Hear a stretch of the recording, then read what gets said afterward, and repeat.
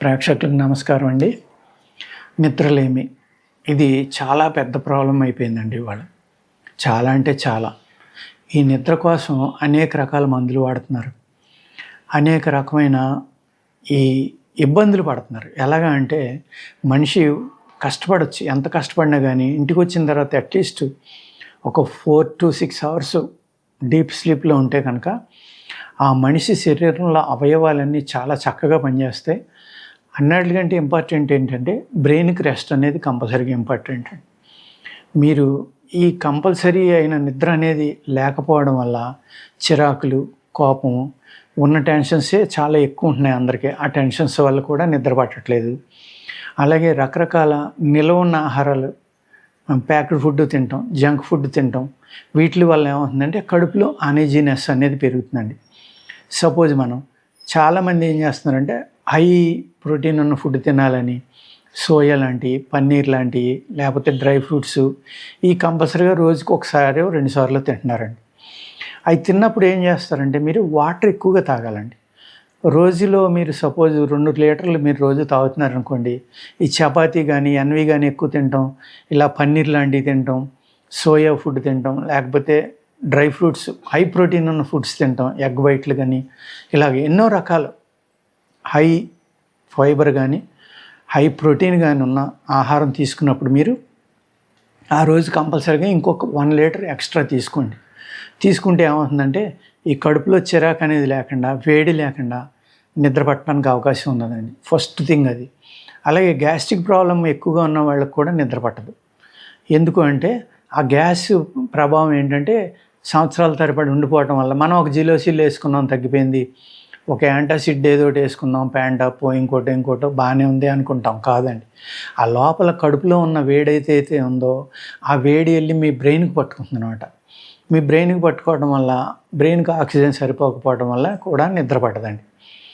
వ్యాయామం అనేది మీరు ఈవినింగ్ కనుక కంపల్సరీగా అలసిపోయేలా వ్యాయామం చేయటమో, యోగా చేయటం ఏదో ఒకటి చేశారనుకోండి, అప్పుడు చక్కగా అది అయిన తర్వాత మీ బాడీకి సరిపడి మీ ఏ నీటితోటి స్నానం చేయటం మీకు ఇష్టమో ఆ స్నానం అనేదాన్ని కొంచెం తల స్నానం చేస్తే మంచిదండి. అది కూడా ఊరికే ఒక 5-6 నిమిషాలు కాకుండా ఒక 20 నిమిషాలు, 15 నిమిషాలు అలా షవర్ కింద నుంచుని, వీలైన వాళ్ళు షవర్ కింద నుంచోండి.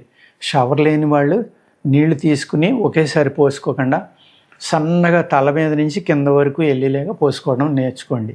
ఈ విధంగా ఒక 20 నిమిషాలు అలా చేశారనుకోండి, ఎలర్జీలు ఉన్న వాళ్ళకి ఇబ్బంది అవుతుందండి. ఏది సైనస్, లేకపోతే ఎక్కువ కోల్డ్, కాఫు, లేకపోతే ఆస్తమా ఇటువంటివి ఉన్న వాళ్ళకి ఇబ్బంది ఉంటుంది. కానీ మిగిలిన వాళ్ళందరూ కూడా చక్కగా ఇలాగ ఎక్కువసేపు రూమ్ టెంపరేచర్ వాటర్ చేస్తే మంచిదండి. చేయడం వల్ల ఏమవుతుందంటే ఈ బ్రెయిన్లో ఉన్న అతివేడి అనేది, శరీరంలో ఉన్న అతివేడి అనేది బయటికి వెళ్ళిపోవడం వల్ల, వ్యాయామం చేయడం వల్ల చక్కగా నిద్ర పడుతుందండి. ఎంతసేపు నిద్ర పట్టట్లేదని మనం మందుల మీద ఆధారపడి కన్నా శరీరంలో నిద్ర పట్టకపోవడానికి కారణాలు ఏదో మీరు తెలుసుకుని దాన్ని సరి చేసుకోవడానికి ప్రయత్నిస్తే మందులతోటి పని లేకుండా మీరు హ్యాపీగా నిద్రపోగలరండి. తర్వాత ఇంకోటి ఏంటంటే టెన్షన్ వల్ల నిద్ర పట్టకపోవచ్చు. విపరీతమైన టెన్షన్స్ అంటే మన కెపాసిటీని మించి ఏదైనా ఒక వర్క్ చేయాలనుకున్నా, ఇంకోటి ఏదైనా చేయాలనుకున్నప్పుడు దానివల్ల మనలో టెన్షన్ అనేది విపరీతంగా పెరిగిపోతుంది. దానివల్ల కూడా నిద్రలేమనేది ఉందండి. నిద్ర చక్కగా పట్టాలి అంటే పిప్పలి మూలం అంటాం మనం. పిప్పళ్ళు ఉన్నాయి కదండి, ఈ పిప్పళ్ళ యొక్క వేరుని పిప్పలి మూలం అంటాం అన్నమాట. ఈ వేరు తీసుకోండి, జాగ్రత్తగా ఒకసారి నీళ్ళలో నానబెట్టి చక్కగా కడిగేయండి. ఎందుకంటే అది భూమిలోంచి తీసింది కాబట్టి దాని మీద ఫంగస్ కానీ, బ్యాక్టీరియా కానీ, ఇసుక రేణువులు కానీ లేకుండా దాన్ని శుభ్రం చేసుకోండి. శుభ్రం చేసుకుని ఎండలో జాగ్రత్తగా ఆరబెట్టుకుని దాన్ని చూర్ణం చేసుకుని దానికి సమానంగా మీరు బెల్లం కలుపుకోండి. దాంట్లో బెల్లం కలుపుకుని పడుకునే ముందర ఏం చేస్తారంటే, ఒక గంటలో మీకు నిద్ర కావాలనుకోండి, మీరు ఒక తులం తినేసి మీరు పాలతోటి తీసుకోవచ్చు, నార్మల్గా తీసుకోవచ్చు. పాలతోటి తీసుకున్నప్పుడు ఏం చేస్తారంటే కొంచెం వేడి తక్కువ ఉన్న పాలలో కలుపుకోండి. వేడి ఎక్కువ ఉంటే ఏమవుతుందంటే ఆ పాలు ఇరిగిపోతాయి, పగిలిపోతాయి అంటాం కదా, పాడవుతాయి. అందుకు ఏం చేస్తారంటే పాలల్లో కలిపి తీసుకోండి. అదేవిధంగా కొద్దిగా గసగసాలని వేడి మూకుటి అంటే బాగా వెచ్చబడిన ఇనప మూకుడు కానీ, ఇనప గరిట్లో కానీ గసగసాలని లైట్గా చూర్ణం చేసి వేసుకుని వచ్చే పొగను కనుక పీలిస్తే కూడా నిద్ర పడుతుందండి.